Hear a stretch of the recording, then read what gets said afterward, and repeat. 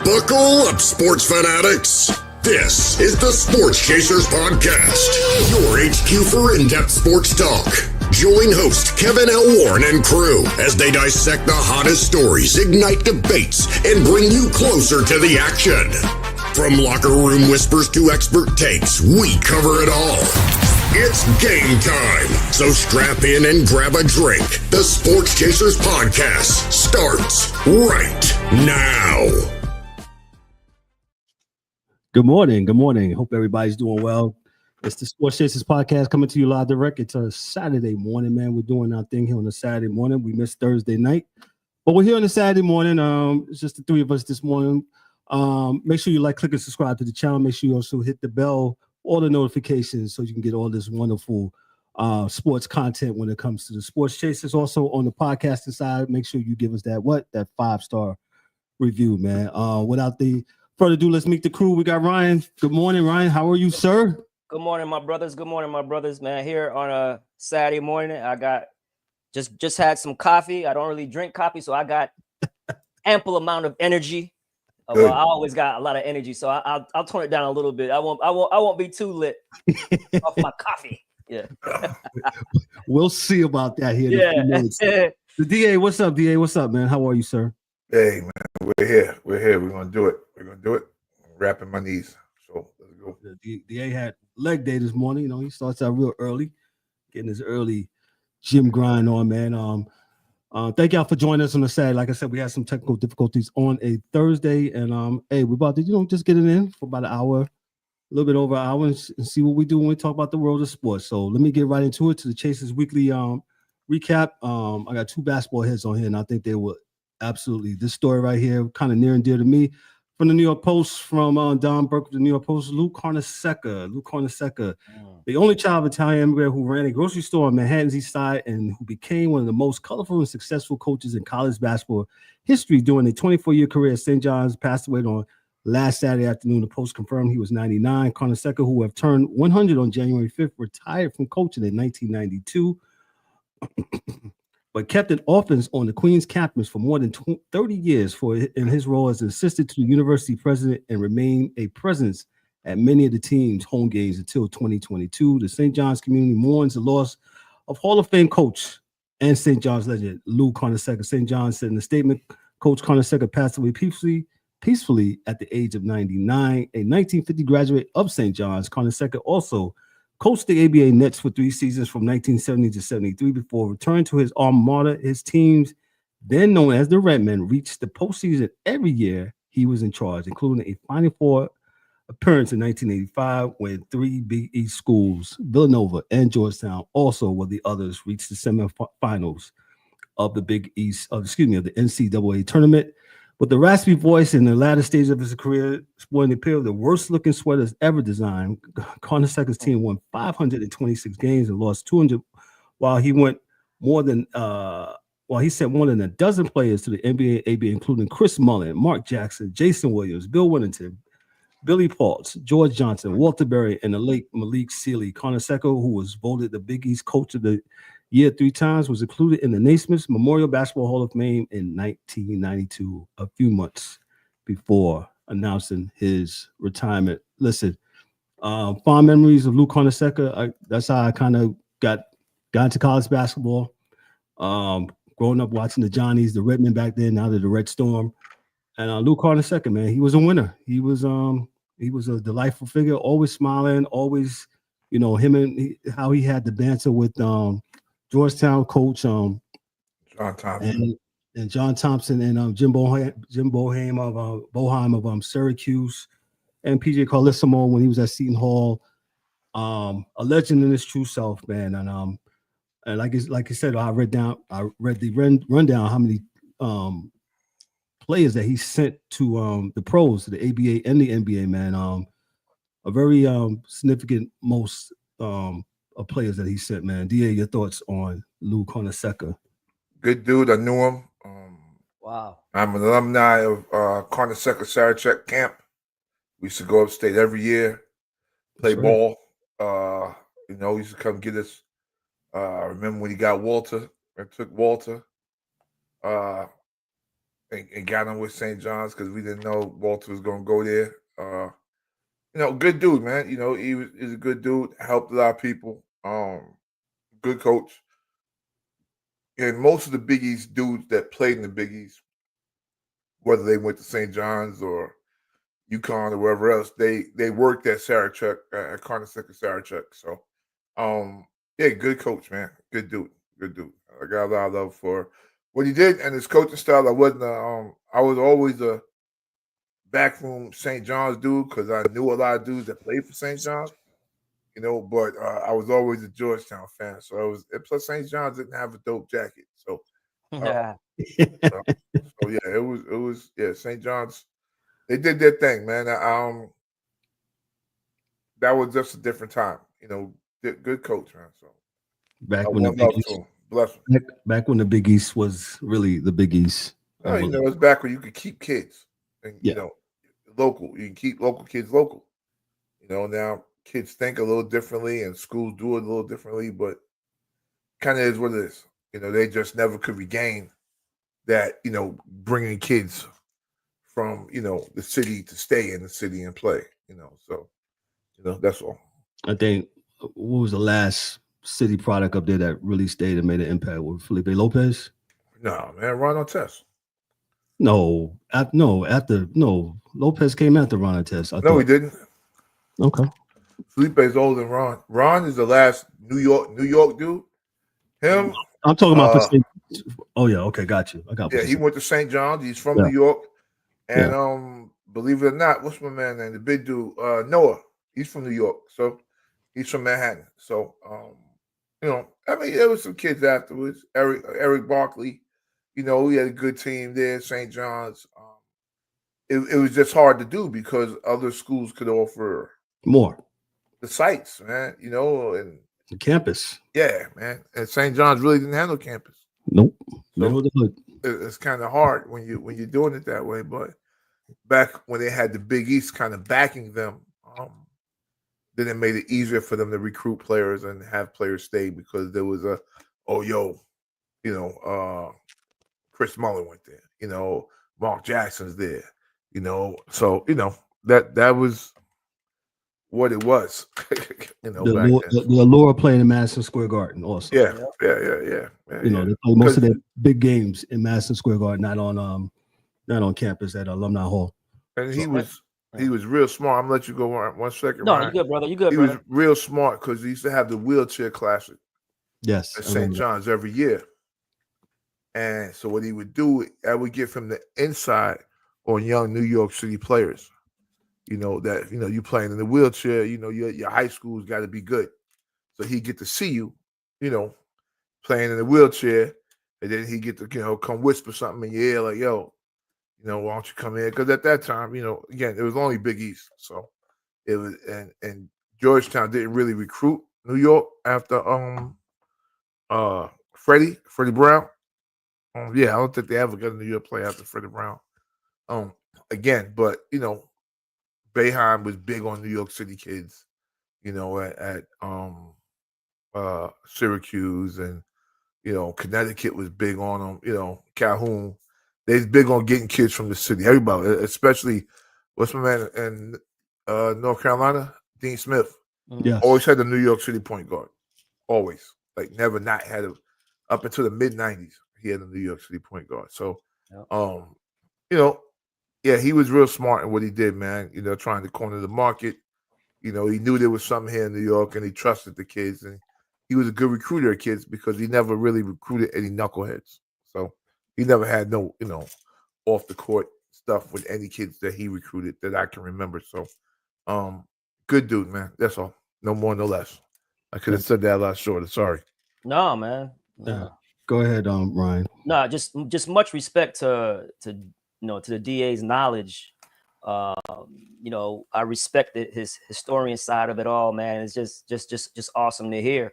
But like DA said, he just came across of like a good dude, even though he always looked older than what he was, right? So he looked like just like a grandpa, Yeah, that's what he used. Yeah, he used exactly. that granddad thing. Yes, yeah. So and when you're talking about icons and legends of coaching like that, man. And playing in the Big East, and I just remember, being younger and I would just look forward to the Big East tournament at Madison Square Garden, man. That was it. You know what I'm saying? Yeah. And all the great coaches that came through there, all the great players, the schools, and it's just an icon that we lost again, man. Look, 99 years old. Listen, that's a great life. You can't be mad at that, man. So may he rest in peace. Just an iconic coach. I like DA, eloquently said that, he knew him and touched him, as far as with the knowledge, man. So just much respect to DA with the knowledge and much respect to Coach. Good dude. Good dude. Lou Carneseca passed away last Saturday at the age of 99. And I think all the coaches after him that tried to do the St. John's thing, except for Chris Mullin, they wasn't from there, right? So he was from there, so he could go to Riverside Church, which is the big, I guess it was the AAU team back in the 80s. That was really, really, really big. And the Gauchos back in the days, like he could go there and, be around the kids and rock with, it was, in New York City, it was 8 million stories that said, but it seemed to be a lot smaller city back in the days. So you make a good point. You're right. So true. Let me move on to the next story here. This is probably not as a feel-good story, but I'm going to read it nonetheless. From Sports Illustrated, Ryan Phillips. This was a couple of days ago. As Rob Manfred continues to look for ways to spice up Major League Baseball, he is apparently considering a new out-of-the-box idea. Major League Baseball commissioners recently told Puck's John Oren and that the golden at-bat rule has been discussed throughout the league. There are a variety of rule changes, ideas that are being talked about out there. One of them, there was a little buzz around it, and the owners' meeting was the idea of the golden at-bat rule, Manfred said to the Varsity Podcast. Most probably haven't heard of the proposal for a golden at-bat rule, but the basic concept is that a team would choose one at-bat in every game to use its best hitter regardless of where they are in the lineup. So you say the New York Yankees had the bases loaded and 2 outs in the bottom of the ninth, they could bring Aaron Judge to the plate, even if it wasn't his turn in the order. It would be a one-time replacement, not a substitution, like a pinch hitter. There could be a variation on it, as the athletes Jason Starks points out. Restricting the rule only to teams trailing at the time would be an interesting constraint. It could also lead to scenarios where the hitter bats one spot before his turn in the lineup, so he would happen to if he gets on base. Would the original hitter take the spot on the base for the golden hitter to step back in the batter's box for a second consecutive bat? There's a ton to think about there. No, there's not a lot to think about. Yeah, I'm with you with this, DA. There's nothing to think about. Yeah, so, I'm all for evolution. You know me, guys. I like change and trying, but this is just. I mean, how is this even fair to the pitching? You know what I'm saying? Right. Yeah. Like, I'm bringing in Nolan Ryan for this at bat now. Yeah. If you can bring another hitter, why can't I bring in another pitcher? Yeah, you can have a golden. What is it called? A golden. Golden at bat rule. A golden. You can have a golden pitcher. I mean, come on, man. I mean, listen. Guys. Yeah, man. Like this is stupid. Yeah, it doesn't help the game. It doesn't.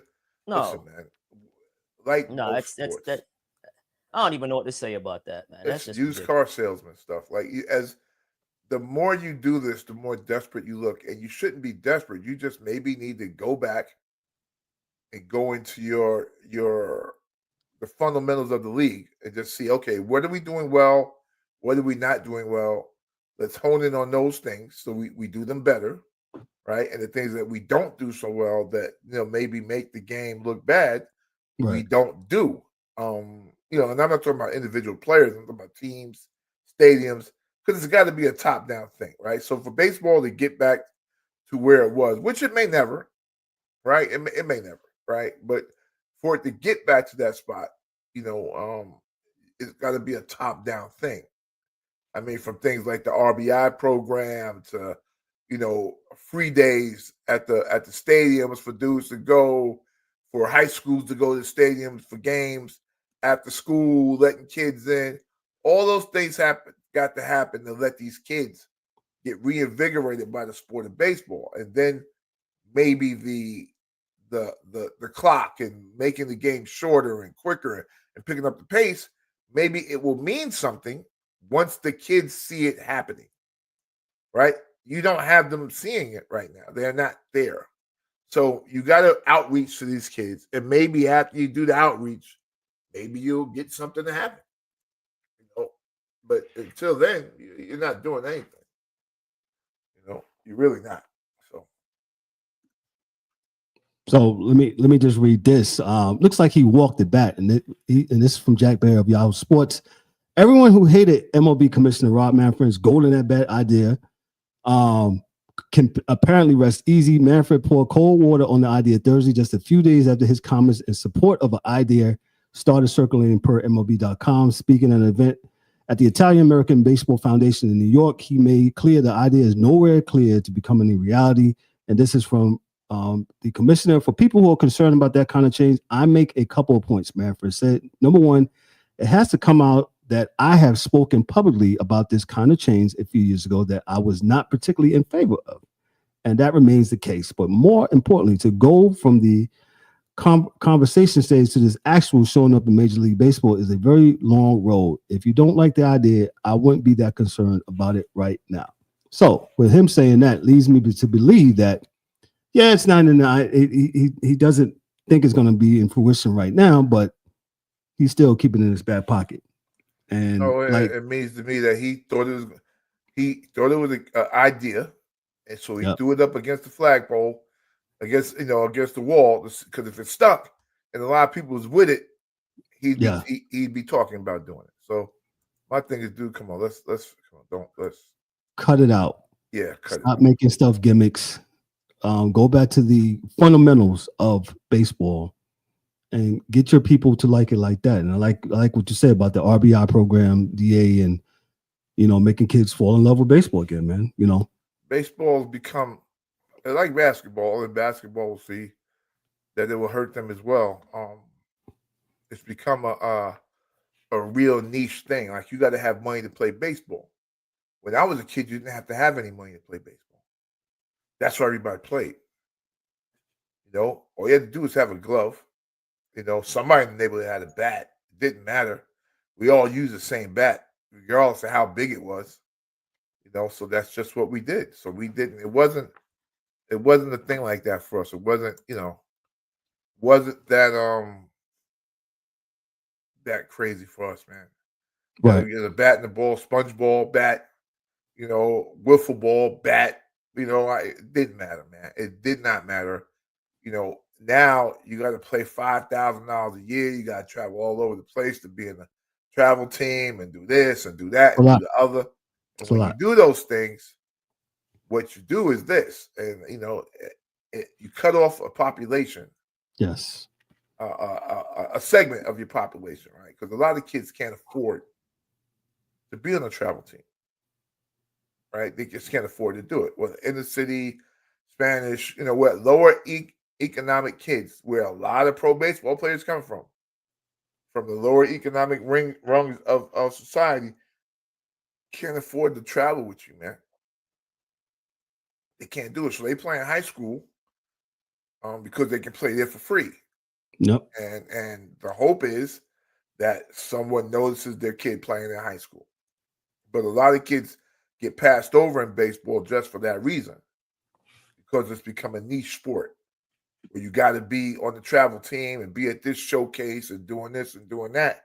But if you ain't got no bread, you're playing for your high school. And hopefully, there's a scout that sees or hears of what you're doing at your high school, and that's the way you get, a shot to do something.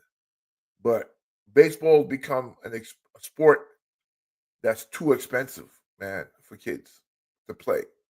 At least, regular families in America, because I know how much it costs to play travel ball. And everybody I know who kids play travel ball are rich or make a good bit of money.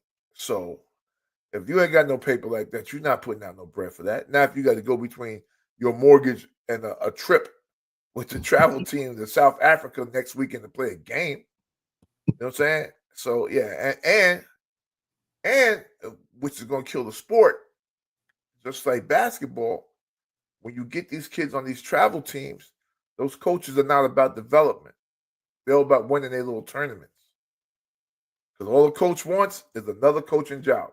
So, you get that travel team coach, he gets to be a college coach, and then he's the minor league. That's all the hell he wants to do. Yeah. Everybody has their own thing that they want to do, and they're not developing those kids and making those kids any better. So if your parents aren't doing it, and your high school coach ain't doing it, that's why, my brothers from DR, from Japan, that's why they come in and tear this league up. Because it's not as good as what people think it is, because there's kids in other countries that have far more skill development. I know the Dominican dudes that I know back home, and they're like, yo, my kids don't play none of that. We work out. Baseball, we work out. When he's not playing the Dykeman Little League, then we're working out.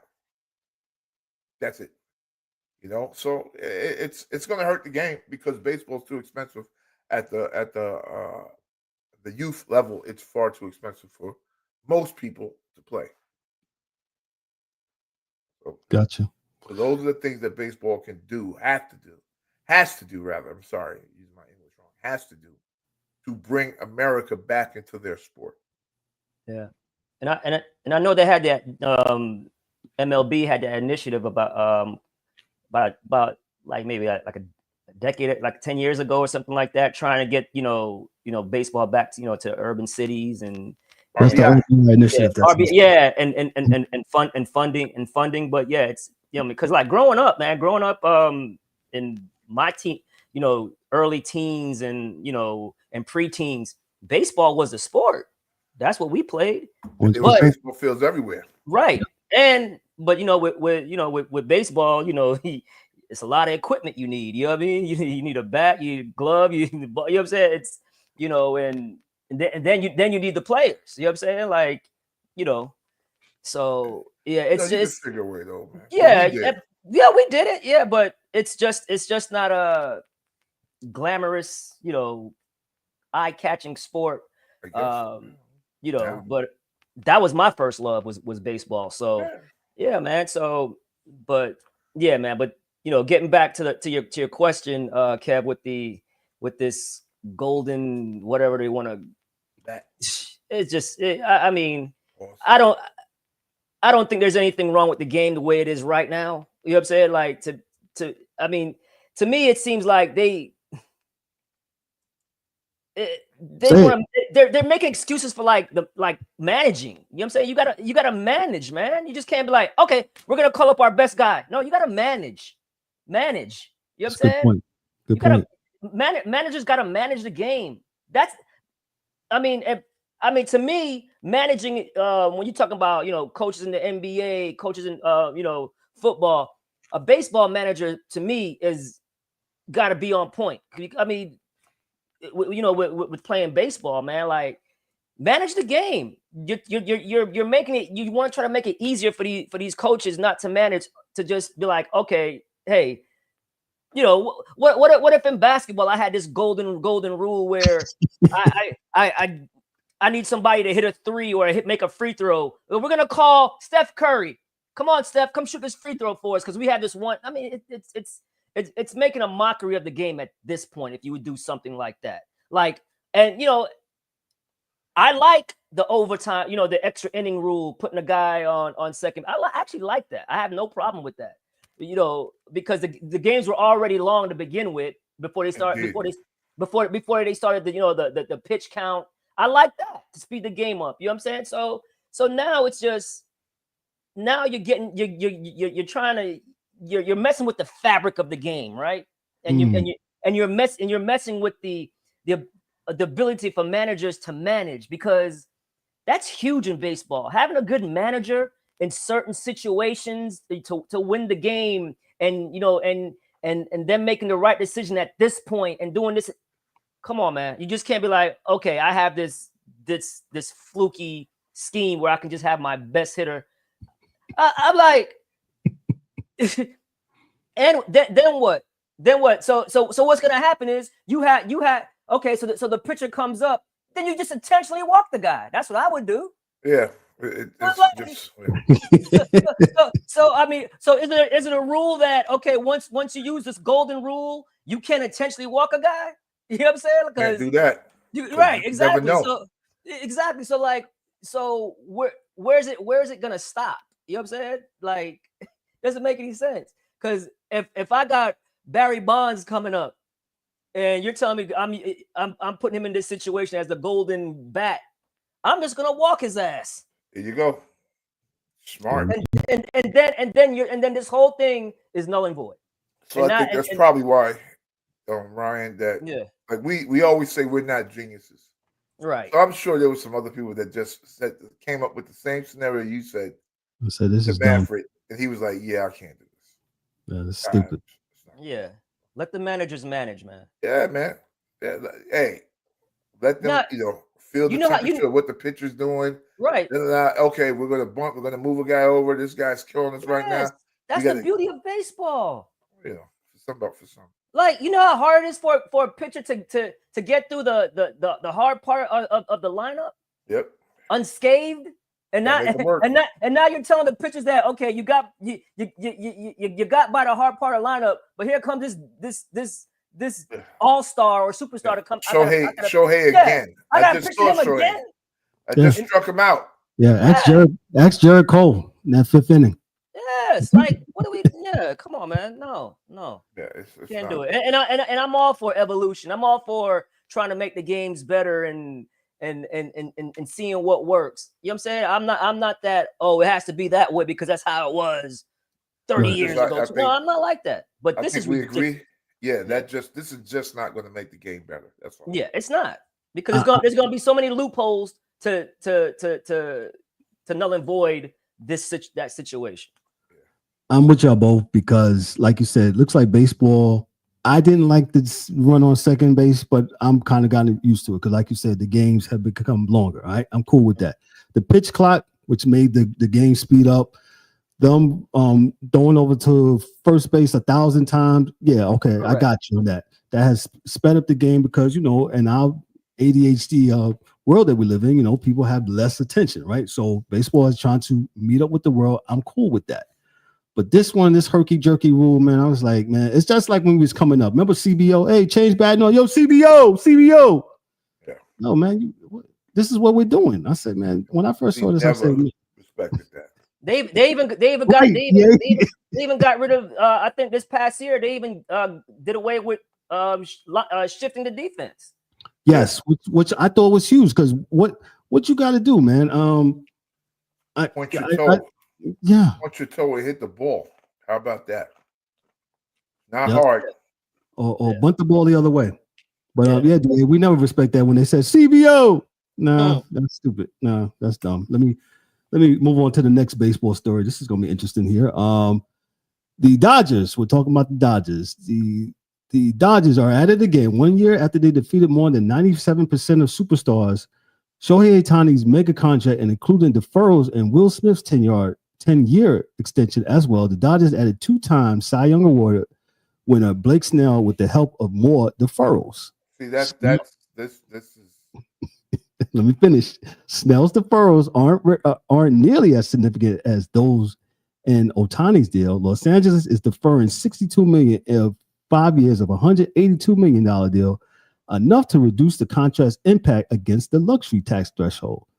With the agreement through, the Dodgers are now on the hook for even more money down the line as they continue to chase championships. And then they gave me a list of and this is coming from MLB, the Sporting News. Let me give the credit here to Dan Tracy of the Sporting News. Shohei Ohtani has a $700 million contract. He's deferred $680 million. Will Smith $50 million. Freddie Freeman $57 million out of $162 million contract. Blake Snell $62 million out of $182 million contract. Tommy Edman $25 million. I don't need to hear the bullshit. That Kev, listen. Get it together. This is not right. I'm not going to argue. I'm too tired, man. It's not right. It's un-American. And if everybody is not doing it, it's not like the Dodgers are the again, the brainiacs and no one else knows to do this. It's just other people didn't feel that this is the way to play the game, right? If you got a salary cap, the way the game will even itself out is that you'll only be able to afford this amount of players. Need a salary cap. Within the salary cap. And then if you go over in baseball, then you got that luxury tax that you're going to have to pay, right? Correct. So that's what has to happen, right? So when you Yes. do that, then you can't have 8 Shohei Ohtani's on your team because you can't afford them, which means at least for the league, the Dodgers will have 1 Shohei and there'll be 7 other Shoheis or 8 other Shoheis on other teams because they can't afford to have all 9 of them, right? That kind of evens the league out. So at least there are some different superstars. Of course, you want to see the Kansas City Royals of a few years ago with no real stars and make it, and Arizona a year before last, no real stars get there. But the reality is this deferred money thing, it's throwing the whole thing off. It's throwing, it's throwing the whole damn thing off. Because then you could judge, look, man, you the first for money, and then we could pay Solo. They could have did it. They could have done it. They just didn't do it. Well, right? Because they're like, yo, you're here. You're giving us a service. We're paying you for that service. Deferring the money is always a risk, dog. Because say you defer the money to a player and God forbid something happens to him. You know what I'm saying? Like, I think there's clauses in that deferment agreement. Of course, they probably have to give it to the family, whatever. But yeah, exactly. Yeah. What I'm saying is that it still looks crazy because you're not paying him for what he's doing. It's a cheat code, as the kids would say. It is a cheat code. Like my thing about it, right, is okay. Why even come out and say you're deferring the payment? There's no salary cap, so nobody knows what your we don't need to know. We don't need to know. Nobody knows what your books looks like. Facts. Okay? Nobody knows. Why are you coming out and saying, "Oh, we're deferring," to make yourself look like, "Oh, we started this first and we're just ahead of everybody." No, just shut the hell up. Nobody needs to know the situation that this person's deferring and this person's not deferring. If there's no salary cap and anybody can pay anything they want to a player, why even come out and say anything? And you're right, DA. This could have been going on for years, Ryan. Exactly. Exactly. Of course, it's been going on for years. We see it with Bobby Bonilla. That was a deferred payment. Yeah. We see it all the time. So it's just the arrogance of the Dodgers. That's what it is. And I hope it comes back and bites them in the ass because we don't need to know all that. You deferring the guy's payment, cool, whatever. There's no salary cap. They need a salary cap in baseball, bro. They just do. And I guarantee with all this deferred payment and people and teams doing this and doing that, when it's time for a collective bargaining agreement between baseball and the players and the union or whatever, that's going to come up eventually. Yeah. Because now the arrogance of front offices is going to screw them in the long run. Watch. Yeah, because that regardless of what people think, those deals benefit the owners. Of course. Because the future value of $1 is always more than the present value of $1. Of course. So you could put away $5 today and with compounding interest be able to pay Shohei whatever is $700 million in 15 years. Not $5, of course, but excuse me. Yeah. So the future value of $1 is always going to be worth more than the present value of $1. So, it's good for the owners because they don't even have to pay. If it's a $700 million salary, they'll probably end up having to pay $300 million and then let interest pay the rest. So, but for people that are playing right now, like Ryan said, Dodgers are being arrogant. We don't need to know this, right? You don't have a salary cap. You could have did it. Just shut up. Exactly. He just gave the greatest example. Bobby Bonilla is getting paid 20-something years after he finished playing. That's a deferred payment. Right. It's an annuity. It's not hard, right? The bad thing is that you're using this, whatever. It's not even a loophole. to grab, and I guess they're willing to do it. Circumventing their roster. Yeah, and I guess if other teams start doing it, then we'll have college football. It'll just be one league with good teams and good players, and everybody else will be playing for everything else. Because we're deferring money on this side here. That's what we're doing. Right. It's the opposite. Yeah. It's the opposite of it's the opposite of outbidding somebody. Now, hey, we'll give it to you later. So you know what I mean. So it's the opposite. Nah, great point, man. Bobby Bonilla will get $1,193,248,220 in dollars from 2011 to 2035 when he turns 72 every May 1st, which we call Bobby Bonilla Day. Well, that's good money. Good for him. $1 million is still good dollars, man. It's right. Good money. Because he could have got all that up front money, did some bad investments, or did something, or something happens, he gets sued, and then boom, it's gone. You never know with. Let me get that deferred payment, and so there's going to have to be some type of structure now with baseball, man. It can't be just a wild west. We always was dealing with. Yankees having the biggest payroll. Now we see with the Dodgers. Now the Mets. I think the Mets owner has like the most, like the most money now or something like. You know what I mean? So, you have to draw a line somewhere, man. But it's just arrogant. It's just the arrogance, man. It's the arrogance of. No, it's just the arrogance of these owners and these front offices. Doing that. Like I said, we didn't need to know that he was deferring the money. Just sign him, and however you paying him, yes, that's how you're paying him.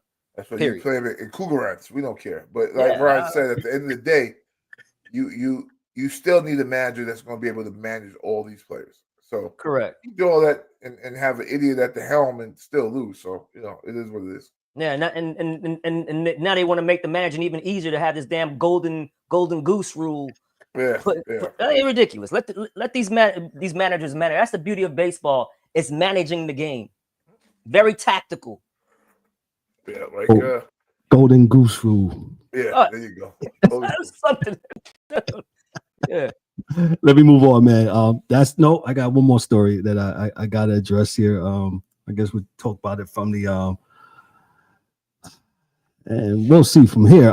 North Carolina, the University of North Carolina from CBS Sports. Legendary NFL coach Bill Belichick interviewed for the vacant North Carolina job this week, according to Inside Carolina. This is the first known formal contact between Belichick and collegiate jobs since he left the New England Patriots back in 2023. Belichick has primarily worked in television since separating from the Pats, but ESPN reported in September that Belichick hopes to get back into coaching in 2025. He previously turned down offers to join the San Francisco 49ers and the LA Rams as defensive coordinators. He was a candidate for the Atlanta Falcons job, which openly went to Raheem Morris. Attempts by CBS Sports to reach Belichick, longtime agent, have been not returned. North Carolina is making only its second highest since 2011 after firing championship winning coach Mac Brown after 6 seasons. Brown went 113, 79, and 1 over 10 years with the Tar Heels and left as the winningest coach in program history. He turned 73 in August, making him the only coach in the sport in 2024 who was more than 70 years old. Ryan, your thoughts on Belichick? You think this is for real? I don't think it's for real. I don't know. No, I honestly, I really think it's for real. Yeah, because this is why nobody wants him in the NFL. Teams don't want him coaching. So this is the only way he can coach. That's why he's doing this. I don't know. Maybe it's a leverage play. It could be a leverage play for a team, an NFL team that maybe wants him. Could be some type of leverage play there.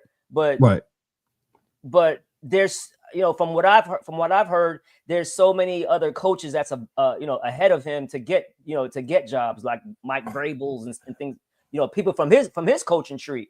I just think they don't want an older person like that who's set in his ways, taking over their franchise. You know what I'm saying? Like, exactly. So I obviously I think it's real. I think it's real. I think that's. Okay. I'm like, if I'm Bill Belichick I'm not taking no job in the NFL as no coordinator. No. That's just a demotion. I'm not doing it. It's not about money for him. You know what I'm saying? Like, how I look him, he's being a defensive coordinator. Guys are all, you know what I'm saying? One of the GOATs of coaching. You go, no, he's not going to do that. So I really think this is very real. It might be a power play for him to get back into the NFL as a coach, but and make no mistake about it. He wants that record. He wants that the most winningest coach record. So, you know, but I don't think an NFL team wants him. I really don't. Gotcha. I really don't. I'll say this. Yeah, I thought about the record too when you was talking, and I think, like you said, that guy he really wants that record, and I think also the whole Tom Brady thing. You know what I'm saying? You know, a lot of people think, yeah, he wasn't with Tom, and he wants to prove that, hey, I can do it without Tom. So that's my thing on that. Go ahead, DA. What you got? I think it's real. I'm not so much on him wanting to get the record in the NFL, because the one way to solidify his record overall is by winning the national championship. Everybody that just watches the NFL just thinks, no, the national championship is bigger than winning the Super Bowl, you know, in a lot of circles. If you're a college dude, that's bigger because, you know, there's a bunch of things in the pro game that, of course, people do and don't like, you know, back and forth with the money, so forth and so on. So winning the national championship is a big thing. It's a huge thing. The control that he had in New England, the only place you can get that type of control now is in college. Good point. Right? Owners don't want to be bullied. They rather be bullying you and being on, you know, everybody wants to be Jerry, right? So, you know, the one place you can go and it's if you look at college football, it's strategic. That's why I think it is, because the ACC is still a Power 5 conference, but they're the third best of the Power 5. And the Big 12 is catching up on them. Win a national championship coming out of the ACC. You're good. You're good. You run the state. You do whatever you want here. And that's not even knowing what relationships he has with people that are at UNC. You know what I mean? So, you know, maybe some of them went to Navy when he was at Navy. Who knows? His father was a coach. He may have relationships.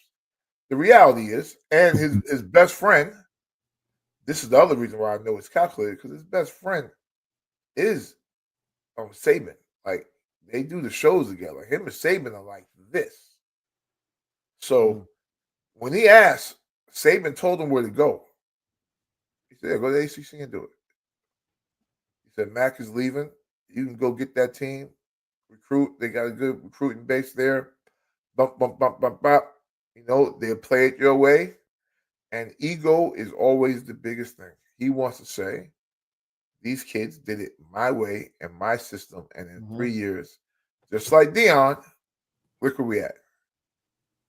Look how much Deion love is out there, him just winning 9 games. True. 2 years. Bro, and those stadiums would be packed if he's a coach. Everybody's going to be watching.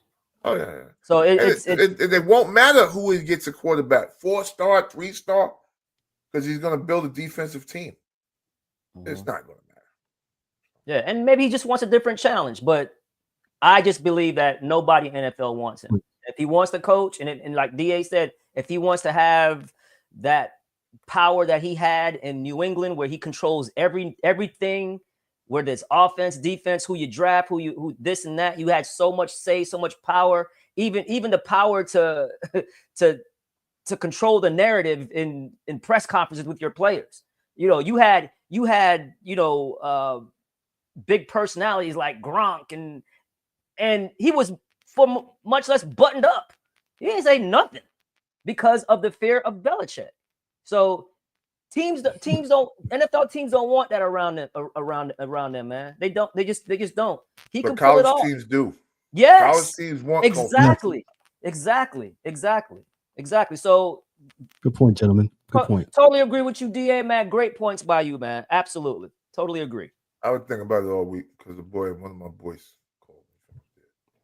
I was just thinking about the standpoint, but it makes sense because you made the point about, if he wins in college, that's even more huge.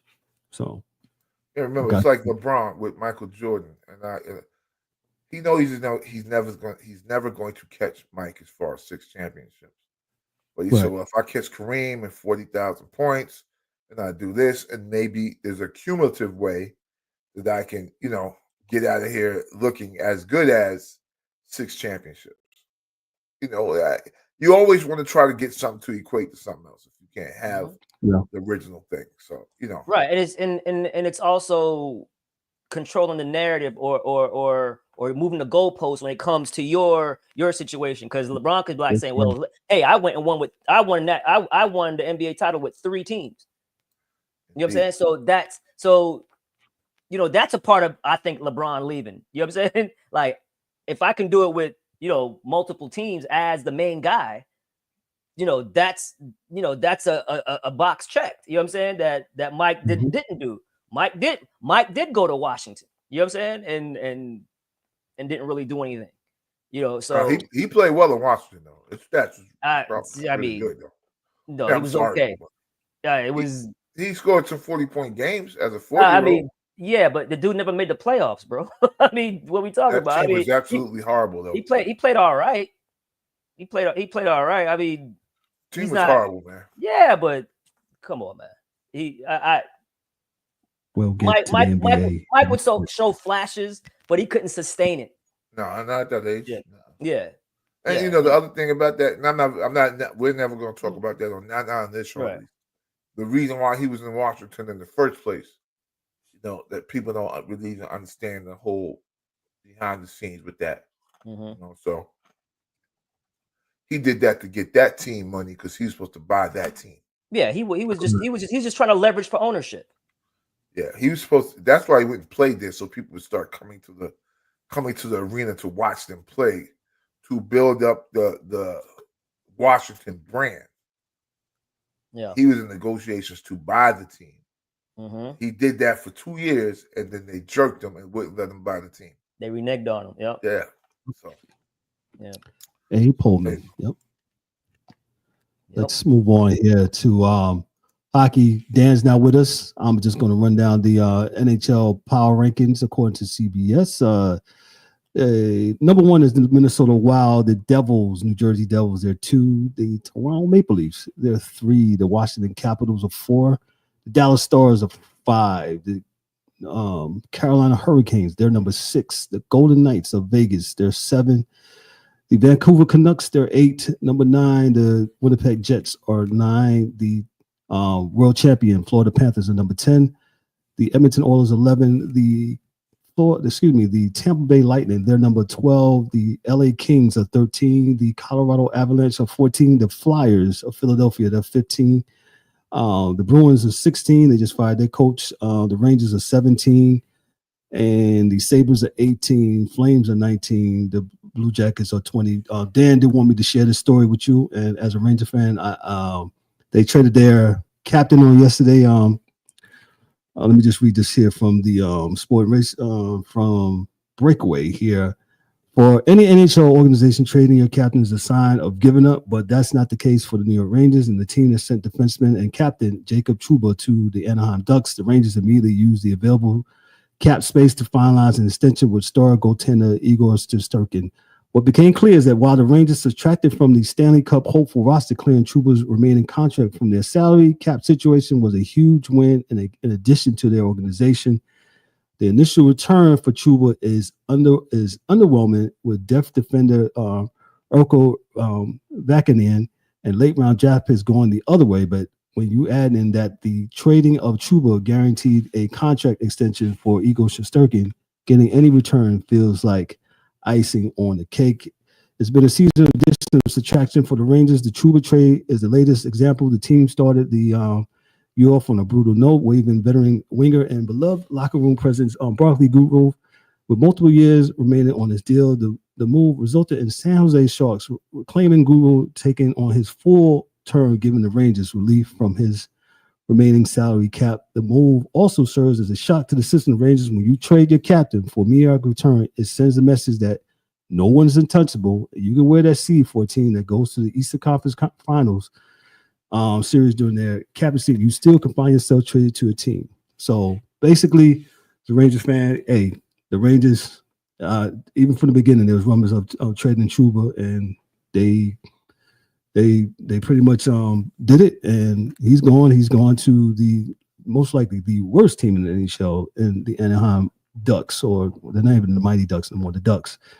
And they're there, and that's what it is. And Sturkin, he got his extension, and me and Dan was arguing about that, about him getting his extension. The guy's one of the best goalies in the league.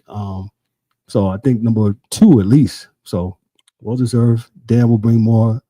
We'll cover more of this when he comes back. But I just want to mention that for hockey's sake. So that's the NHL. We'll move right along to the most hot topic. In about 1 minute, they're going to do the Big 12 championship in Dallas at Jerry's World. Let me just read this here. 5 things you should know about the confusing college football bracket. So the CFP rank is Oregon, Texas, Penn State, Notre Dame, Georgia, Ohio State, Tennessee, SMU, Indiana, Boise State, Alabama, Miami, Ole Miss, South Carolina, Arizona State, Iowa State. So Boise State, they beat UNLV last night, 21-7, which pretty much they solidified their excuse me, their ticket to the playoffs and a bye, I believe, because they won the conference. Me and Ryan, I'm sorry. Only the top 4. So you still got 4 of the conferences got to play their championship game. Only the top 4 teams get a bye. They're probably in their 5. Well, from this. Well, from this thing here, SEC. Okay, well, you got to let. Well, the bracket says like this. It's I'll just pull the bracket up. It has here. But they're not. Yeah, I got you. But they're not done yet. The real brackets come out. Yeah. Next Tuesday. You. But as of now, it was today. This is how the brackets line. Being that Boise State won last night. Your thoughts? And what's his name? Is a bad man. The dude, the running back from Boise State. Yes, he is. He's gonna win his dope walkers and those awards. Probably won't get the Heisman. He's gonna be a very, very. It's funny for running backs though, because but he'll be a highly talented, maybe the next running back to go like in the second round, early second round running back, which usually doesn't happen. They usually don't draft running backs the third round, unless it's Saquon. I think it was the last first round guy. So we'll see. He's a really good running back. They don't throw the ball to him a lot out of the backfield, but he hits his holes and he makes it. He make it do what it do. He's a hell of a running back, a hell of a player. So I wish him well, man. And Ashton Genty. Yeah. Yes. Yeah. He's gonna win all the running back awards. He's just not gonna win the Heisman. But yeah, I like Boise State, and yeah, they're a better team than UNLV. But they proved it last night, yeah. Yeah, but I'm gonna go always to my point, fellas. Who you play all season will dictate what you do in the end. UNLV didn't have any big games on their schedule this whole season. Boise State played bigger schools, bigger than them. So you get better by doing that because you see what the best is doing. So you kind of calcify yourself mentally to playing against those schools. So, but a good schedule will always help you in the end.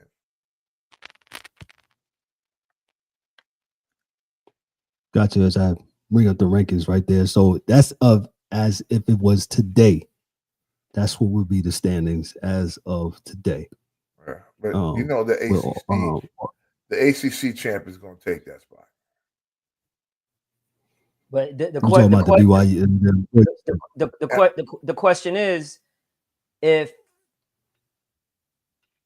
SMU wins, there's no way. You have said there's only going to be one ACC team in. If Clemson wins, they get the automatic bid. because they won the power conference Yeah. title game. And is SMU going to fall out No. of the top 12? And they won't. So this is where Alabama can kind of get maybe bumped out. They kind of need. So whether Alabama or the Canes were that 11-12 spot team, because Clemson, which is ranked 17th, 18th, is going to basically take an at-large bid and get in and be if they win. Yeah. I don't think SMU is gonna fall out. So that might hurt Alabama. Yeah, if Clemson wins, then Alabama is probably out. It's probably out. Exactly. So that's why it was so important to be at that line. If you're the Canes, if you're South Carolina, if you're Alabama, to be at that position, because now you have hope that if Clemson wins and they're ranked 17th right now, if they win and they're ranked 17th, just because you had one loss in your conference, it's silly to me, man. I don't know, man. It's Well, what'll happen is that it right now rankings don't matter. It's the teams that made the championship, their conferences, and then any one game anybody has a chance to win. So Clemson has a good game and SMU doesn't. They're the champs and they're in there with a bye. They're in with the bye. They're the champions. Right. So they don't have to play. SMU stays in though. With 3 losses, mind you. Yeah, it doesn't matter. They won the championship. I'm just saying that's how kind of it's. Well, as long as they're going to have a championship game, I guess this might be the great equalizer, the championship game, right? Because listen, and everybody can bang on me. No, Diddy, with this whole thing, man. But I tell people, man, there's only 2 teams in the Big Ten that even play big games against anyone else. That was Ohio State playing Oregon and Oregon playing Ohio State.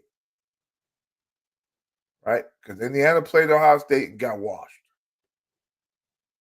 Penn State played Ohio State and they lost that game. Should have won the game, but they did lose the game. Because Ohio State was losing like 3 or 4 offensive linemen. Right? And then Ohio State shoots himself in the foot by losing the Michigan. All right, so you talk about a team that was ranked really high all year, probably like Alabama should be out. You know what I'm saying? Like someone else should get a chance, right? Alabama should be out, man. Like I said, but yeah, I mean, everybody has their thoughts on it, but I lay it down this finally on the Alabama topic. Yeah, 3 losses. Yeah, it's probably not their best look, but what they always have to I explained this to Kev last week. What they always have is their own conference and their strength of schedule. That's their ace in the hole. Talk about that. Yeah, that's their ace in the hole.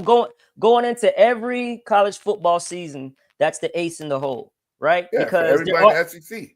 They're always going to change a narrative to highlight to get them in. Like last year, Florida State was undefeated, right? Yeah, I agree with you. They won, and they won their conference championship without the quarterback. I agree. Right, but they said was the reasoning that why FSU was not in there was because they weren't whole because they don't have their quarterback, right? Stupid. I would assume them. So now you expand the field to 12 teams, right? And now you have a 2-loss Miami. Listen, I understand they don't have the strength of schedule that the SEC conference has. But their 2 losses weren't really bad losses. They lost to Georgia Tech that just took Georgia to 8 overtimes. They lost to a 9-3 Syracuse team in Syracuse, by a touchdown. And Syracuse has the #1 passing offense in the nation, right? And their 2 losses were by a combined 9 points. Whereas you have Alabama, who has 3 losses, just got drugged through the mud and put up 3 points. Yep. by Oklahoma. Put up 3 points. But You you know understand? what they're going to say is this, Ryan. So And I'm hold going to on, tell you what yeah. they're So going to say is that. Go ahead. hold on real quick, DA. So now they changed the narrative from last year to this year. We'll say now, okay, so the Canes are whole. They don't have any injuries. Oh yeah. But now it's a different narrative. Now we're going to switch it. So Kevin, it's the SEC bias all the way. So. No, it's not that. Let me tell you, Kev, what do I always say about this damn thing? Let the computers do it, and there'll be no bias. Just let the computers do it. As long as you got human beings doing it, this is what you're going to get. Yeah, but humans this is what you're program going the to get. computers. No, the computers. You can't listen. You can, of course, you can. But it's a lot easier to watch. You just dump the numbers in the computer and see how it comes out. Because you know what? If they're using that program, then you could get a guy that knows IT and could do the same thing and make his own program. And if it comes up to be, close, it's like, yeah, okay, this is cool. We're good. The thing, and it's a lot deeper than what people think.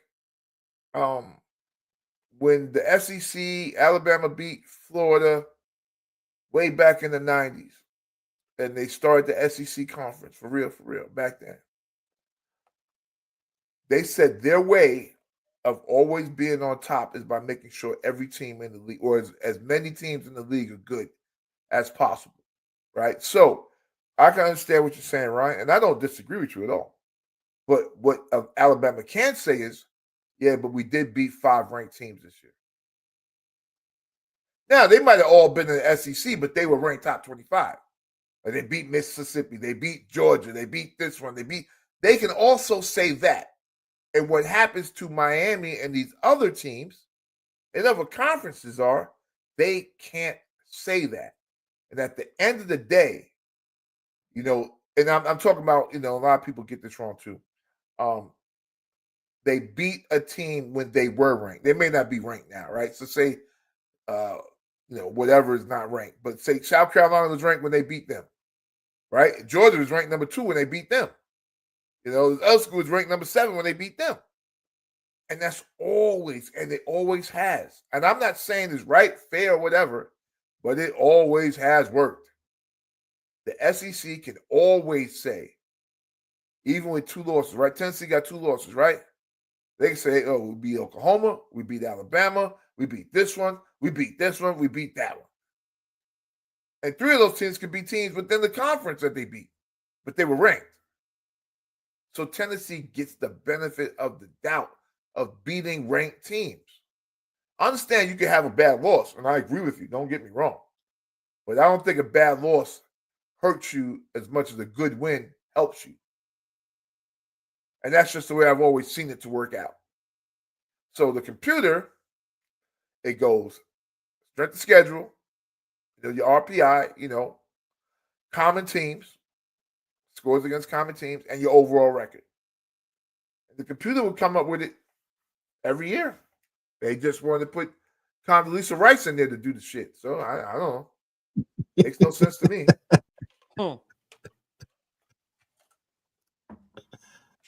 I don't know, man. Listen, they always say you can only play what's in front of you, and it just seems like they just.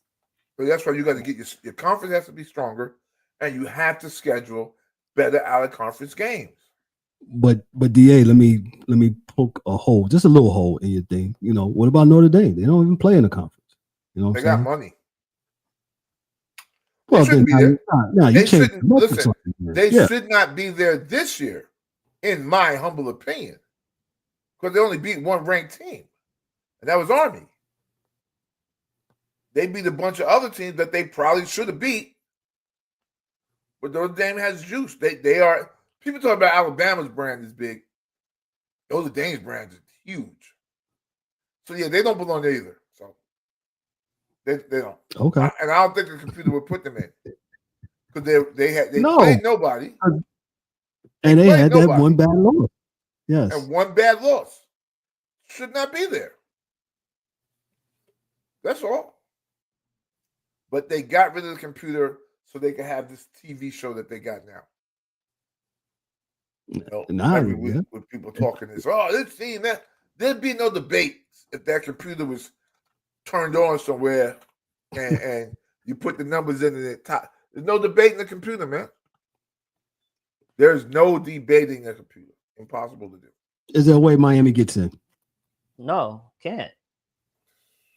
They unless they have a change of heart and reverse the order.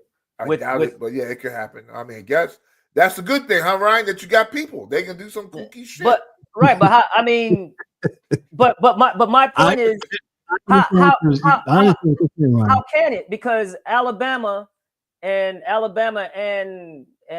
the Canes are not playing this week. So what's going to unless the only way to do it is that it has to be someone else, somebody else. They need help from somebody else to do this. Unless they want to screw somebody. So say in one of these conference championships today, right? Their quarterback, God forbid, their quarterback gets hurt and is out. Better not. That's what I'm saying. So now they're gonna have to use that same narrative that they used for Florida State, right? They better not. So because that's how they said we look at the whole spectrum. Is your team still the team? Is your team whole? Was this the team? You know what I'm saying? So maybe you have a point there, DA. What did I say? I would have sued the NCAA if I was Florida State last year. I'd have went to court. I would have went to court. And I would say, where the hell in these rules do we hear team being whole? I never heard that until last year. Right. Because of the narrative. They do that for the narrative. They do that to get their teams in. They do it for the TV show, right? They thought people were not going to watch the game because Florida State was there and they didn't have their quarterback. But that's my point with Miami. You have Cam Ward, who's a Heisman finalist, who puts up points. Now, listen, the defense gives up a lot of points. But hell, if anything, it's going to be fun to watch. Oh yeah, well, I believe if Miami would have held up their end of the bargain. No doubt. Game, they'd beat it. No, there isn't. No, listen, Miami blew it to even be in this position. They blew it. All they had to do was just win you're up 21-0, and they blew it. So I get it, but because of the strength of schedule and the SEC bias, you don't get the benefit of the doubt like the SEC teams do. You just don't get the benefit of the doubt. You have to take care of business all the time. Alabama didn't take care of business. Nope. But they're in because of the SEC bias and the SEC because of the record of schedule. But I tell you, man, I believe it as a player. I believe it as a coach. I believe it as a fan, man. Who you play means a freaking lot, man. That usually tells how good you're going to be. It's who you play all year. Because if you just run over dudes that you can beat down every day, that's probably what's going to happen. I don't see Notre Dame getting past the first round. So let me stop you right there, DA. As I brought up the this bracket right here. So if for sakes, if this would have ended today, Notre Dame and Alabama would be scheduled. Alabama's going to be out Notre Dame, correct? Yeah, it could be the shit out of them. Yeah, Miami will be Notre Dame. I think they have a better offense. I just think defensively, Notre Dame has a good out. Both of those teams, Alabama and Notre Dame, have the same thing: running quarterbacks that run really well. And with Miami not wanting to play defense, but sometime during the game, they probably might not make it out of that game. Yeah, but the thing is, Miami's going to put up points no matter who they play. They're going to put up points. They're going to put up points. But we saw they're never not going to put up 3 points in the game.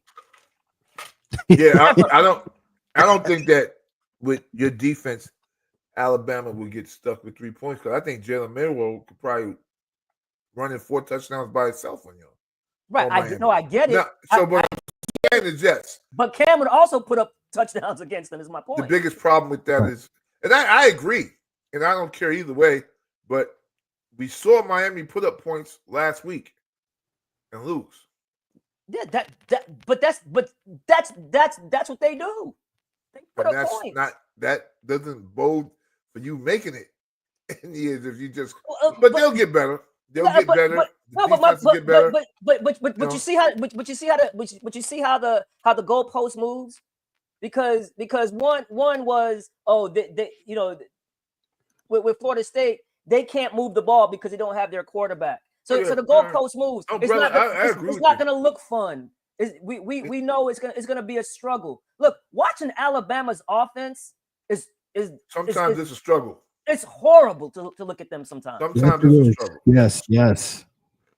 I think it's equal. Like, I think their offense to Miami's defense, right? But again, one thing I did learn, and we can go on to another topic because I'm getting really tired now. But fall asleep, fellas. Now,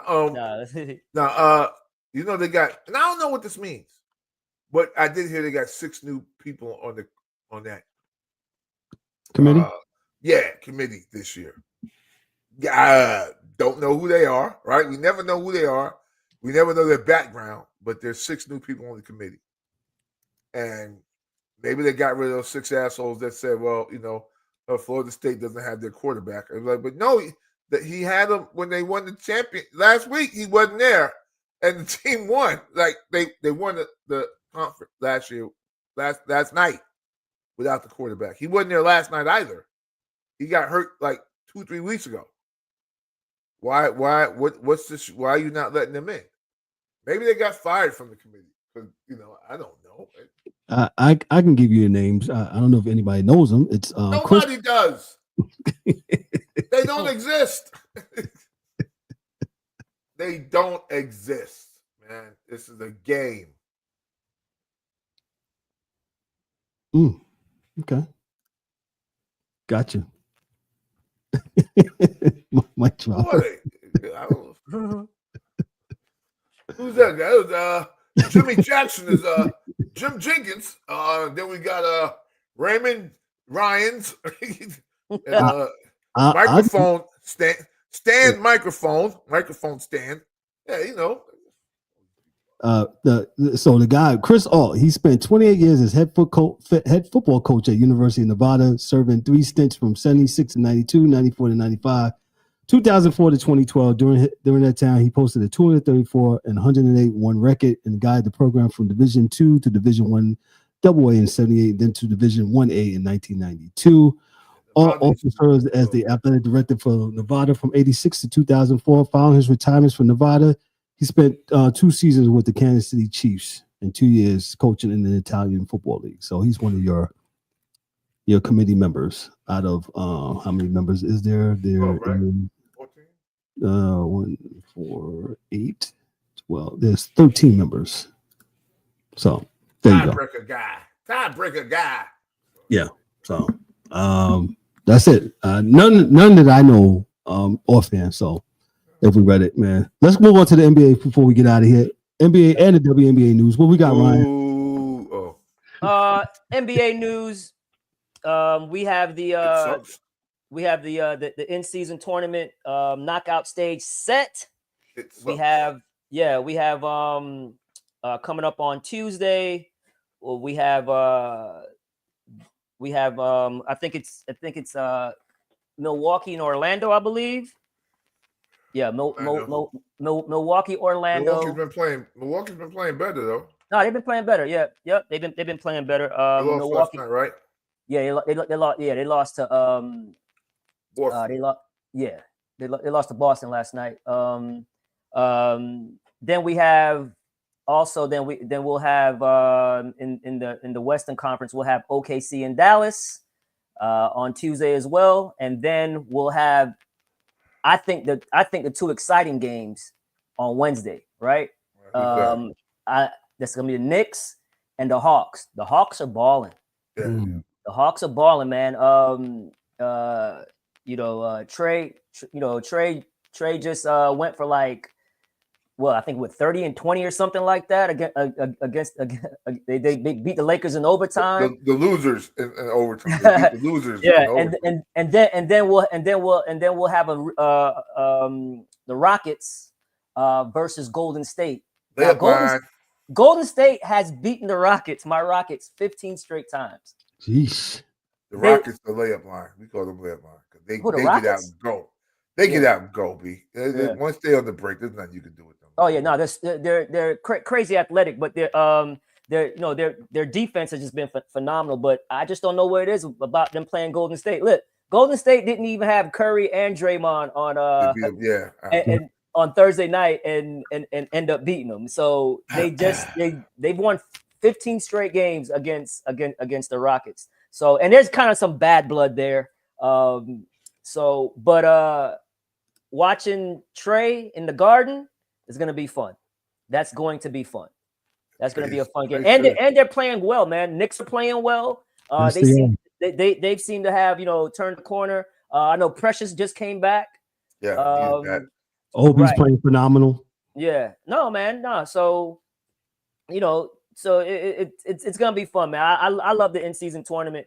I know you guys don't really, care for it, but it's gonna be fun. It's gonna be fun. So yeah, man. So that's what we got there that coming up. One thing I will say, Ryan, what I like is good basketball.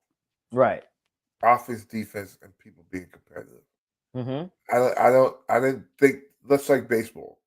Yes, this tournament is fun, and I guess some people like it, but I don't need to differentiate good basketball from not good basketball. Mm-hmm. I just don't want to see not good basketball. So every game should be as exciting as the in-season tournament because you're a professional athlete and you get paid to play the sport. Like, don't get up and play this way now, and then when the tournament's over, we're back to you just not playing any defense. Like, those are things that we see happen, and I don't know if it's a narrative, right? Because it seems that this year, more than any, you're starting to hear people come out against the way the NBA is playing and what's happening, and they're not doing this and this and that and that and this. And you're like, wow, when did you guys start talking about the NBA this way? So it just seems that way. I'm not because. Listen, Ryan, you've been with us. Yeah. We've been talking about the bad NBA for the last 5 years, and you've been fighting us. This is the first year we got Shaq, because say Chuck would say something every year, but Shaq this year is like, I don't know the 3-pointers, everybody do the. Now this guy's saying Shaq's always been saying that because Shaq's a natural big. He's a big, so he's always been saying that. But what I'm saying is that it hasn't. Maybe I'm just noticing it more. Yeah. One thing I will say, that's I'm not gonna say I'm not gonna say the NBA is playing bad basketball. One thing I will say though, when you're on a fast break and you have a 3-on-2, you get a layup. They're going 3-on-2 and trying to shoot threes. Like, come on, and there are teams that are playing the way you guys like to watch. The Orlando Magic play hard and play defense every night. The Rockets, Cleveland. OKC, and Knicks don't play no defense. Yeah, they're not gonna get defense. They play hard. I'm saying they play hard. They're one of the worst defense. Yeah, they play hard. No, but they compete, right? But we all know sometimes, man, in the NBA game, sometimes teams just get hot, man, and you just look like you're not competing when teams are just steamrolling you. You know what I mean? Yes, so that can happen. It happens. It happens. It's a long season. It happens. When the Lakers lost by 40 points to the Heat. Now 30 points the game before. Yeah. Now the Heat are not a good 3-point shooting team. They probably got 2 guys that can really hit the threes. They hit like 23 threes. You know what I'm saying? Like sometimes good offense, when you get hot, good offense is gonna beat good defense no matter what you do. And it's gonna look like you're not competing or you don't care. Or listen, it's hard to have good body language when you're down 30. It just is. You know what I'm saying? So but you've had 15 years to learn how to do it. So make it. but it happens, man. It happens. No, I'm not. I think Ryan. Let me just run in here for a second. I think Ryan. What we've been saying here, and we joke about it, with the NBA, what you call it, the NBA haters. I just think people just want to see competing basketball, man. That's just end of it. And like you said, you well, no, hear me out. Mhm. It just seems like sometimes they're not. And you even said it when we talked about the ladies. He said you guys were mad that the guys are not competing and the ladies are competing. And I love the WNBA and how the ladies compete. Yeah. I'm just saying it just seems like sometimes, not all the time, guys out here just I don't know what they are what they are doing. Yeah, it's a long 82 game season, but it's always been an 82 game season for as long as we've been alive. Correct. Good point. So either cut some games out or play harder. They're never gonna cut games out. I know, but I'm just saying, listen, Yeah. because you're getting more money, you're Right. flying on private flights now. You get masseuses and massages and dietitians. Yeah. You know, them dudes was playing 82 games back in the day, getting on the damn 747. And right. That's like, true. Come And on, man. no, that's true. And Ryan, if you was playing in the 80s, you get hurt. Hey, get Ryan the ace bandage. Well, what? Oh, for sure. My knee is coming out of the socket. I will just never. put the ace bandage on tighter. That's all. I will never doubt that. I will never doubt that. The analytics of it all, you know, that kind of dampers what we've seen from the past and how the game is played. The rules, you know, the changing of the rules, no hand checking, no stopping player movement. You know, so you know, one thing we do know about every sport. It's a copycat league in every sport. Yeah. If one team is winning a championship one way, you're gonna try to emulate that if you can. But I do appreciate teams to say, look, we can't win like that. You know what I'm saying? Like for instance, the Rockets, right? The Rockets, they're probably in the lower tier of 3-point shooting, but because they play so damn hard, and they hit the boards, right? They're gonna compete on the defensive end every time. Like you said, they get out in transition and it's a bucket. You know what I'm saying? So they know they can't compete when it comes to 3-point shooting, but they can impact the game on other sides of the ball and do other things to even the playing field. Yeah. But we know teams get hot. We see it from the Celtics. You can see it in game within the game sometimes. Yeah. A team will be hot, right? In the first half, shooting a bunch of threes, they get cold, and then the lead is gone. You know what I'm saying? So it's Denver and then Houston. Denver shoots the least amount of threes. Yeah. So right. So and for them to have the 4th best record in the league doing that, I appreciate that. You know what I'm saying? correct. That and Orlando as well. You know what I'm saying? They're coming. Without Paolo. Paolo's not even there. They're their best players not even there. Magic is the 3rd best team in the Eastern Conference. Right. So and now we see teams like Golden State who shoots a lot of threes who are struggling now.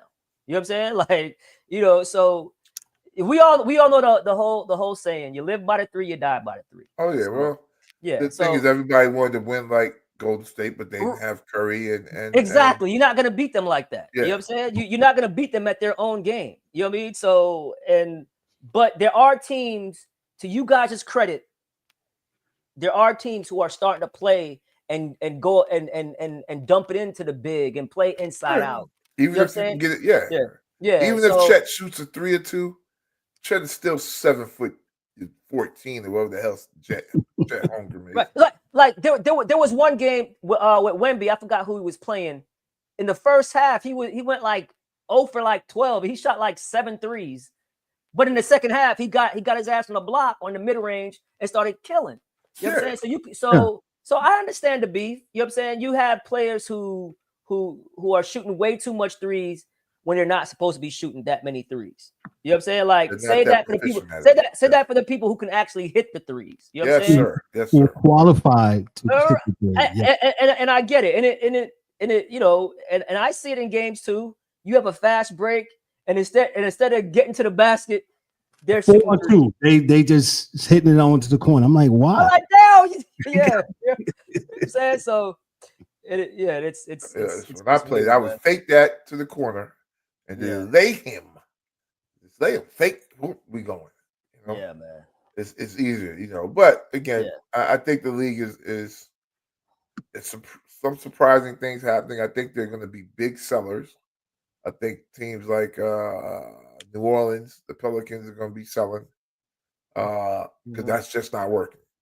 It's not Zion. It's not this. They got some players. It's just not selling. It's just, but they're going to say the reason why we're not sellers, right, is because we just been hurt. Yeah. But maybe it's time to sell because you guys are always hurt. 2 years. So, you know what I'm saying? Like, yeah, it's, you know what I'm saying? So 2 years. Yeah, so yeah, there's going to be teams who are gonna make moves, like you said, man, be sellers and buyers at the trade deadline. I like Brandon Ingram is a great player. Mm-hmm. That little Spanish cat, man, the little backup point guard, he's nice. Alvarado. Yeah, he's nice. Like him a lot. Yeah. See, I think my man from Portland is probably getting too much bread. McCullough, right? McCullough. No, CJ plays for New Orleans. Yeah, so New Orleans. Yeah, the Pelicans. Okay, you said Portland. You guys said Portland. I'm sorry. Yeah, I say he played for. Yeah, CJ's contract is big, but but I think they want to move off of him anyway. Yeah, he's the power mid ranger. The mid ranger, baby. Ooh, boy, and he can knock the three down as well. So he has a very versatile offensive game, and he can control yes, because he's a 1 and a 2. Like he's one of those guys that's really a 1. Yeah, it's a combo. Yeah, he can do both because he played in college as the 1 when he killed what's his name, Doc Rivers' son. He destroyed Doc Rivers' son in that game. Playing for which one, but that's the team I think is going to be sellers. Boy, the Nets, if they had something to sell, they'd sell. Well, the Nets want to sell because they want to lose. Yeah, they're you know what I'm saying, because they're in the sweepstakes for for the Ace Baileys, the Cooper Flags. You know what I mean? Yeah, and don't forget about my man Ron Harper's son. Oh well, he's balling. He's a 6'6" point guard. Oh, he's balling. The Ron Harper's son is balling. Harper he's a monster. Love it. Yeah. But I'm gonna let you get to the ladies, but this is another team I was thinking that's definitely gonna sell. Utah could sell. They don't really have much to sell, but homeboy marketing. Nobody wants anybody off the Lakers except for the new kid because he's good. The new kid for the Lakers is serious. Yeah, he can shoot. Sacramento, they better get it together soon, man. This is like too many iterations of Sacramento and it not rocking. Yeah. Chicago, I think it's like Levine might be cursed because he can play, but things always go wrong with Levine. Like the team's not right. And I thought with Lonzo getting back, even playing a few minutes a game, he would help, but he hasn't. I think Milwaukee's right at the ship for the most part. Or yeah, they got Middleton back last night. Yeah, last night. And so maybe Dame will look like he's going to play defense. Maybe. No. Okay. Well, he ain't been, which means I know, boy. I have never seen those. Wishful thinking. Dame's defense is his offense. There you go. That's it. I mean, that's it. I'll give you the old Johnny Carson. That's it. That's his defense. His offense. Yeah, so, but you are absolutely right.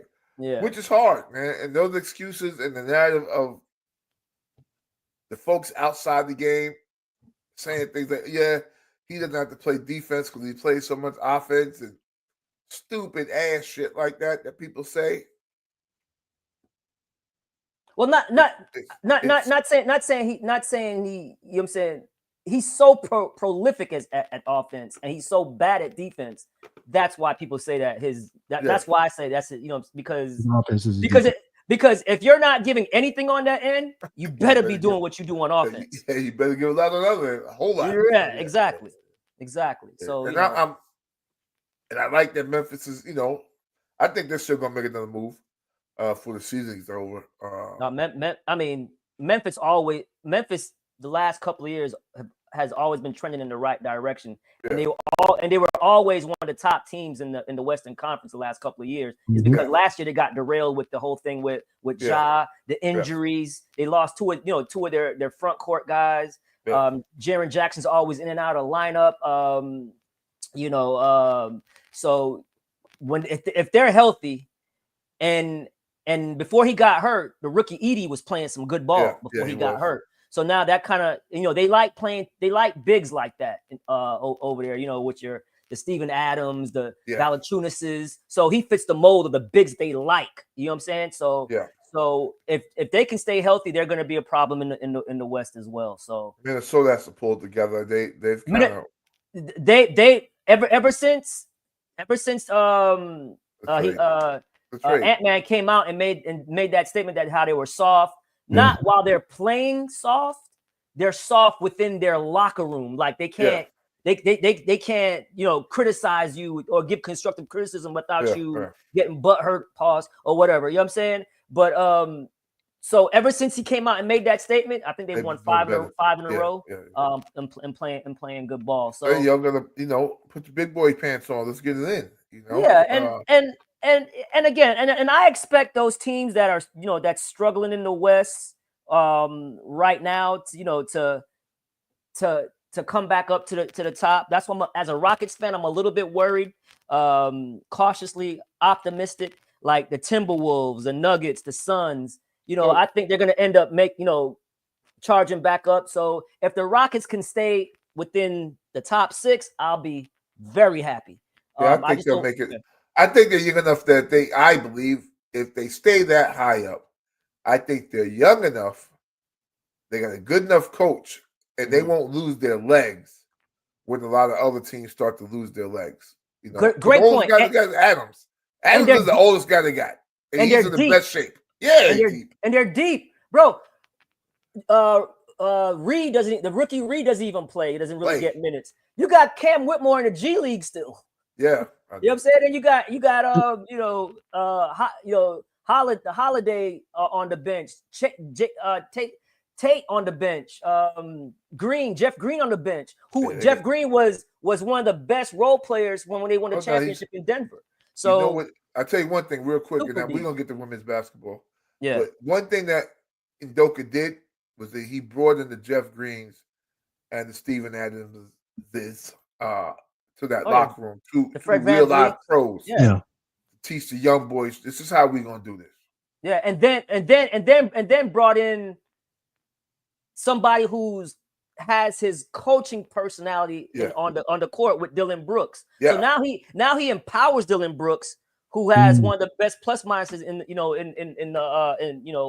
NBA today. So now, whereas in Memphis was kind of making Dylan the scapegoat, Ime's like, nah, we empowering this. We want to play hard. We want to set the tone and play hard on every minute. When I know it was early in the season, but when the Rockets played the Knicks, they were just, that was a good game. Yeah. They were just making the Knicks uncomfortable. Not saying that they were, you can't stop Cat, you can't stop, Brunson. You're not going to stop those guys, but they were just extra physical and always touching them, grabbing them, and the refs can't call everything.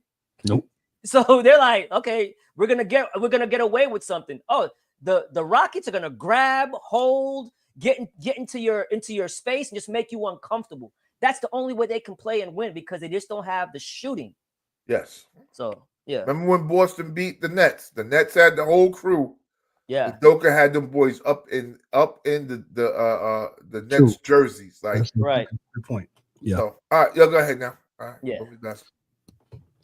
Oh, right, and then WNBA. Just I know we got to get out of here. Make it quick. We had the expansion draft last night for the Golden State Valkyries, and I love what they did, man. I love what they did. They got Ilana Rupert, who's a center from the Atlanta Dream. Got her.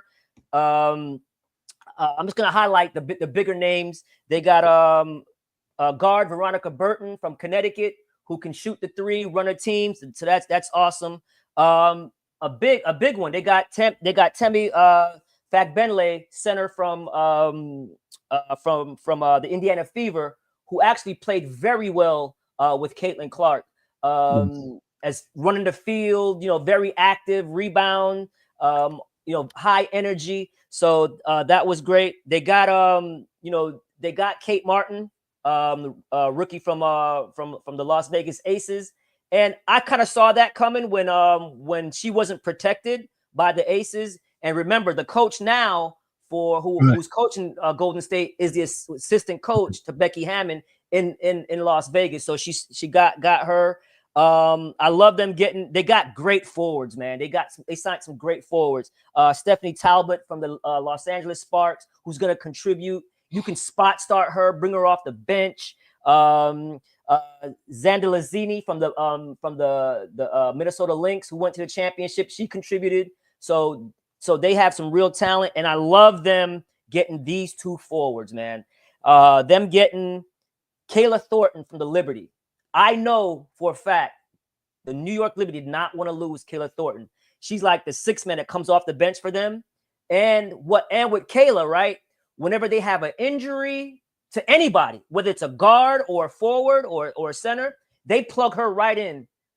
And not for her to play guard, but they can always move other players because if you have Sabrina can play point guard or shooting guard, right? So if you're missing a guard or a forward in the rotation, they plug her right in and they don't miss a beat. And she's hard. She plays defense hard, always contributes. I love that.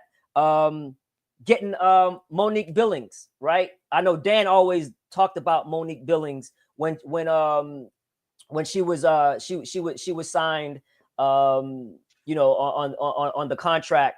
In the WNBA, she didn't have a contract. She was just like jumping from team to team, but she was hooping, man. And and then getting a point guard who's a little bit older. It was her first year in the league, but she's a little bit older. Van Loo from the Washington Mystics.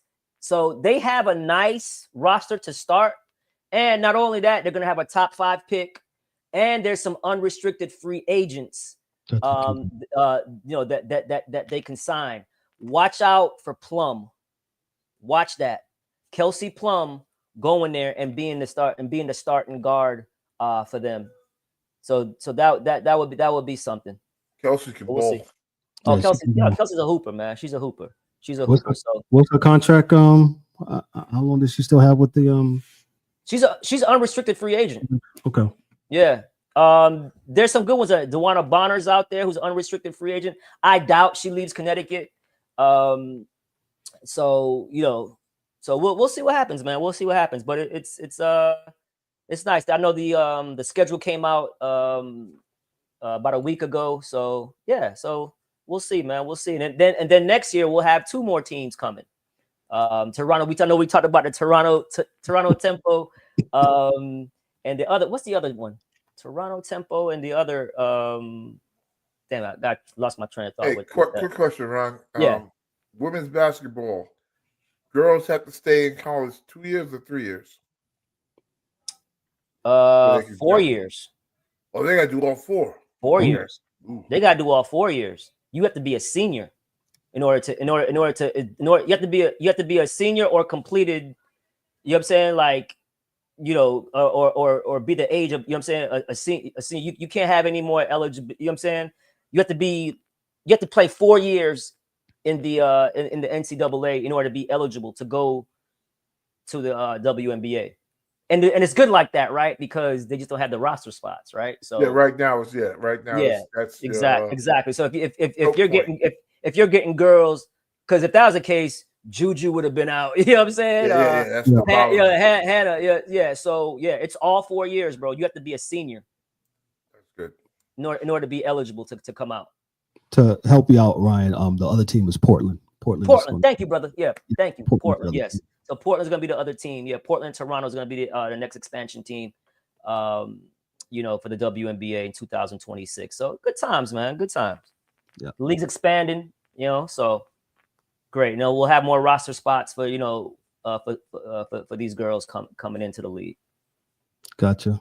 He's Ryan D'Souza with the NBA and WNBA and DA. To get back to Felipe Lopez and Meta World Peace. Meta was there first. He was there from 99 to 2000, and then came Felipe Lopez. Yeah, Felipe never. I was saying Felipe never went to the pros. So you said big guy coming out of New York. Like Felipe wasn't a pro. I don't know what happened. Felipe was nice. I think it was UCLA. I thought he had a cup of tea with somebody. I don't know. Yeah, he had a cup of tea. Yeah. Yeah, Felipe always did better at home, and I think when he went away, that kind of, and then he came back, and Felipe never made it to the pros. He was nice though. Well, no, he got picked 24th overall by the Spurs, and I don't think Felipe played a year. I don't even know if he played that year.